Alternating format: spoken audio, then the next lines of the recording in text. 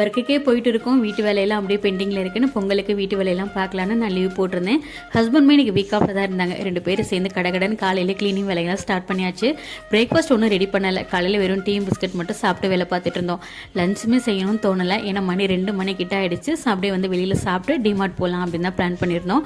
போகிற வழியில் அப்படி நல்லா நான்வெஜ் ஃபுல்லாக சாப்பிட்டுட்டு அப்படியே டிமார்ட் போயிட்டோம். நிறைய பொருள் வந்து ஆஃபரில் பார்த்தது, வீடியோவில் பார்த்ததில் இதில் இல்லை அப்படிங்கிற மாதிரி எனக்கு தோணுச்சு. எப்போவுமே நிறைய வீடியோஸ் பார்க்கும்போது நினைப்பேன் போகும்போது இதை வாங்கணும் அதை வாங்கணுன்ட்டு. ஆனால் அங்கே போனதுக்கப்புறமா மைண்டே மாறிடும். சரி வேண்டாம் பார்த்துக்கலாம் அப்படின்னு வந்துடுவேன். இந்த மாதிரி நிறைய பேர் இருப்பீங்கன்னு நினைக்கிறேன். எந்த பொருள் வாங்கிட்டு வந்தாலும் நமக்கெல்லாம் அன்றைக்கே அந்த பொருளை எடுத்து யூஸ் பண்ணால் தான் ஒரு வாங்கின திருப்தி கிடைக்கும். அதே மாதிரி தான் பொருளெல்லாம் எடுத்து அரேஞ்ச் பண்ணிவிட்டு நைட்டு வந்து மதியானம் கொஞ்சம் மீல்ஸ் வந்து ஹெவியாக சாப்பிட்டதுனால நைட்டு வந்து வெறும் சாதமும் ரசம் மட்டும் தான் செஞ்சுருந்தேன். டியூஷன் குட்டீஸுமே கிளம்புனதுக்கப்புறமா டின்னர் ரெடி பண்ணியாச்சு. யூஷுவல் எப்பவும் போல் கிராசரி ஐட்டம்ஸ் எல்லாம் கொஞ்சம் தீர்ந்துருந்தது. அதெல்லாம் ரீஃபில் பண்ணால் தான் நாளைக்கு இருந்து வேலைக்கு போகும்போது ஈஸியாக இருக்கும்.